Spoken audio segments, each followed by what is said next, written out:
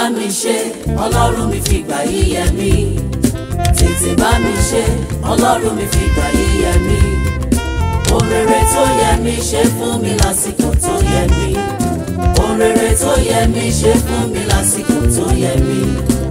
Tètè bá mi ṣe Ọlọ́run mi fìgbà yìí yẹ mí o bàbá. Orúkọ mi ni Lady Evangelist Gbémisọ́lá Daniel Akíngba. Mo dúpẹ́ lọ́wọ́ Ọlọ́run fún àṣeyọrí ábọ̀mù tí ó wáyé ní ọjọ́ tòní. Táìtù àánú ni mo rí gbà. Àánú ni mo rí gbà láti ọ̀dọ̀ Ọlọ́run. Rísì tí mo sọ pé àánú ni mo rí gbà. Tí bá ní kí n máa sọ ilẹ̀ aṣú ilẹ̀ amọ́, but màá mẹ́nu bà díẹ̀ nínú oore tí Ọlọ́run ṣe nínú ayé mi, nínú ìdílé mi, nínú ayé ọkọ mi tí ò fi mí sílẹ̀. Àánú ẹ̀ ló fi wá wa rí. Òun náà ló fi gbé ọkọ mi dé ibi tí ó wà yìí. So mo dúpẹ́ lọ́wọ́ àwọn ìjọ Ọlọ́run, àwọn tá a fìwé pè, àwọn tí wọ́n gbọ́, tí wọ́n bá wa péjọ nínú àpéjọ ọjọ́ ti òní. Mo dúpẹ́ lọ́wọ́ Ọlọ́run olújọ mímọ́ pé àánú tí gbogbo àrígbà ní ọjọ́ tòní á bá wọn kalẹ̀. So mo tún fi tọ̀tọ̀ dúpẹ́ lọ́wọ́ ìyá ìjọ mi Mother Celestial Tọmọlójú JP fún àdúrótì wọn nígbà tí mo bẹ̀rẹ̀ album. Then Most Evangelist Ben Tọmọlójú fún word of encouragement tó ń fún mi nígbà tí album náà lọ lọ́wọ́. Ṣùgbọ́n mo dúpẹ́ lọ́wọ́ Ọlọ́run bí èṣù ṣe gbógun tó, a dúpẹ́ pé ó yọrí sí ayọ̀. Bí gbogbo ìrọ̀rí mi bá jẹ́ kìkì dáhọ́, kò màmá tó láti Elédùmarè oore tó ṣe.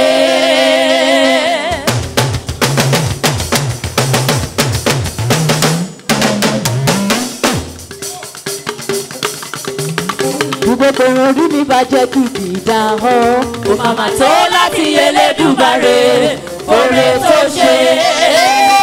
Olùtùnú tó ra mi padà tó sọ mí dọ̀bọ̀, ìwọ lọ́pẹ́ tọ́ sí. Olùtùnú tó ra mi padà tó sọ mí dọ̀bọ̀, ìwọ lọ́pẹ́ tọ́ sí. Bàbá gbọ́ pẹ́ mi o.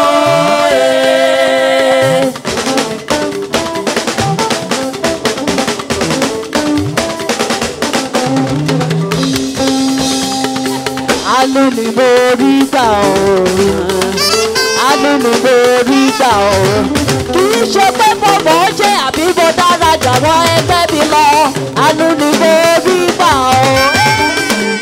Àánú ni mo rí gbà o. Àánú ni mo rí gbà o. Kì í ṣe pé mo mọ̀ ọ́ ṣe àbí mo dára jù àwọn ẹgbẹ́ mi lọ. Àánú ni mo rí gbà o. Mi ni ìyáàfin Emmanuel Akíngba láti Ondo. Èmi ni ìyá ọkọ ẹni tó ń ṣe album lẹ́nìí, Gbémisọ́lá Akíngba. Orúkọ mi ni Superior Evangelist Gabriel Ọlámídé Ògúndípẹ̀ JP. Orúkọ mi ni Mr. Adékọ̀yà. Èmi ni Senior Evangelist Michael El Rufai. Orúkọ mi ni Daniel Stella Josiah. My name is Seun Quadri, aka Shakira. Orúkọ mi ni Mo Senior Evangelist Wale Fadeyi. Hello, my name is Adedokunronke. Orúkọ mi ni Lace Sister Modúpẹ́ Quadri. Orúkọ mi ni Superior Leader Gabriel alias The Boy. Orúkọ mi ni Eldabra Wọlé Ṣóhùnmí.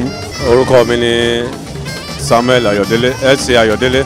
Orúkọ mi ni Leader Adéwálé Àríkàwé.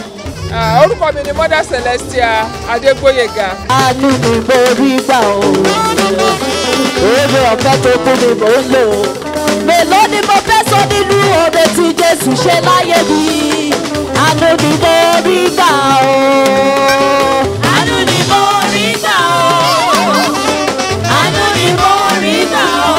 Kì í ṣe pé mo kàn ń ṣe àbí mo dára jà wọ́n ẹgbẹ́ mi lọ.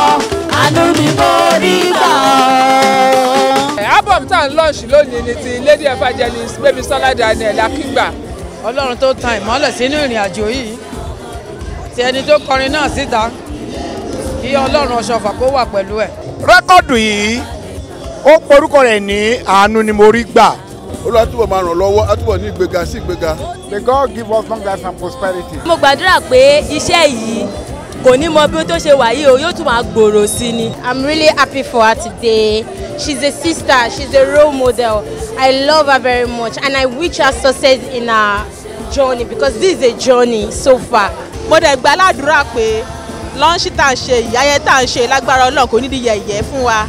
A rí i pé ó jẹ́ ọmọ tí Ọlọ́run nífẹ̀ẹ́ sí Ọlọ́run sì nawọ́ ìyanu sínú òun àti ìdílé rẹ̀. Anu Nimorigba is a song that really inspires. It's a song that lifts up the soul. It's an aspiration song. I hope you all will enjoy it. Lórúkọ Jésù ògo Gbémisọ́lá tó jáde lónìí ògo náà á rí lò kalẹ̀. A dúpẹ́ fún àṣeyọrí tó ṣe Ọlọ́run bẹ̀ lọ́jọ́ ìní á bá a dúró tì. Nítorí pé Ọlọ́run nínú àánú rẹ̀ kí o fi àyànfẹ́ rẹ̀ sílẹ̀ ó gba inú àyànfẹ́ rẹ̀ ó gba inú àyànfẹ́ ó fi kọrin ìyẹn Lady Evangelist Gbémisọ́lá Akíngba. Ó ní ìlọsíwájú pẹ̀lú nǹkan tó ń ṣe lọ́wọ́lọ́wọ́ ìlọsíwájú ìgbéga ọmọ Adébá Gbémisọ́lá Akíngba.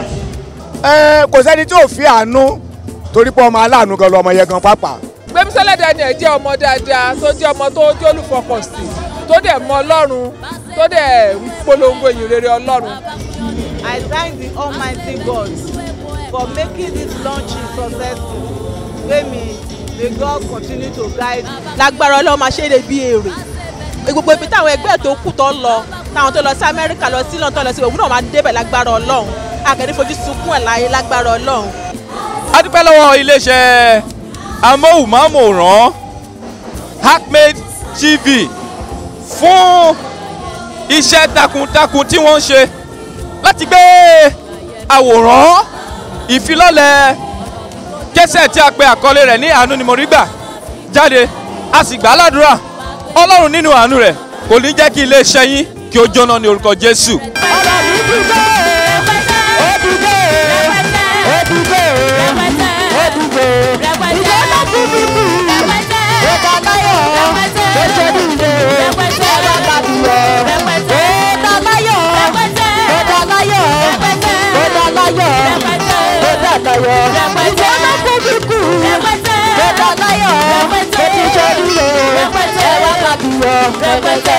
Ọpẹ́ bí ìgbọ́dọ̀ tó wù kọ̀ sílẹ̀ níwájú rẹ̀ bàbá. Pẹ̀pẹ̀pẹ̀pẹ̀ wá tẹ́wọ́ pẹ̀pẹ̀ kébì lè má pọ́pẹ́ wá fún bàbá tó lọ pẹ́.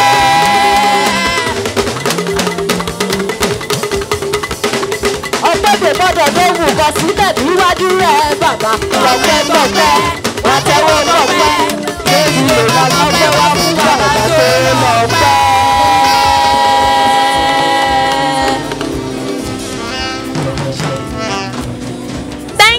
Hackmade TV, we really appreciate your presence. We pray that you're going back shall be in the hands of the Lord in Jesus' name. Thank you so much.